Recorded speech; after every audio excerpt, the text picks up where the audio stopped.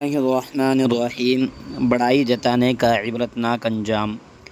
ایک آدمی کو اللہ نے اتنی زرعی زمین دی تھی کہ 3 ریلوے اسٹیشن اس کی زمین میں بنے ہوئے تھے، یعنی پہلا ریلوے اسٹیشن بھی اس کی زمین میں، دوسرا بھی اس کی زمین میں اور تیسرا بھی اس کی زمین میں تھا۔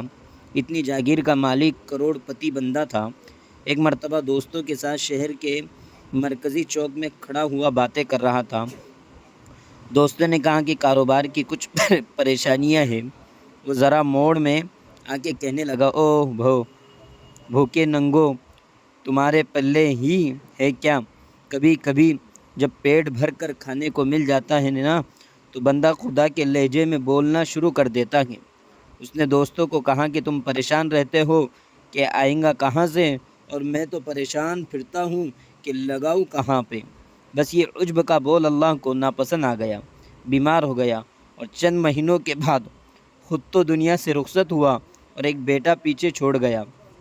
جوان العمر بیٹا جب سر پر باپ نہیں اور کروڑوں کا سرمایہ ہاتھ میں ہے تو پھر اس کے کئی الٹے سیدھے دوست بن گئے۔ اس کو انہوں نے شراب اور شباب والے کاموں میں لگا دیا۔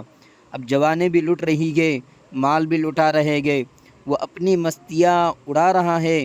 کسی نے اس کو یہاں سے لاہور کا راستہ دکھا دیا، پھر کسی نے لاہور سے کراچی کا راستہ دکھا دیا، کسی نے اس کو جوئے کا راستہ دکھا دیا، کسی نے کیا کیا تو تم پاکستان میں پڑے ہو، چلو باہر کسی ملک میں چلتے ہیں۔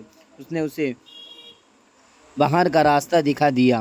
پانی کی طرح اس نے پیسہ بہایا اور جوئے میں تو پھر کروڑوں ہارے، حتیٰ کہ جتنا بینک میں تھا سارا لگ گیا۔ زمینیں بکنا شروع ہو گئی۔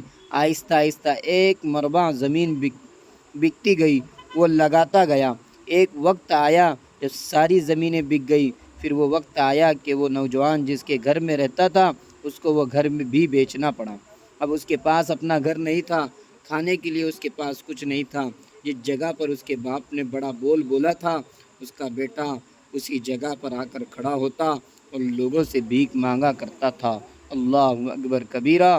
اللہم انا نعوذ بک من شرور انفسنا ومن سیئات اعمالنا۔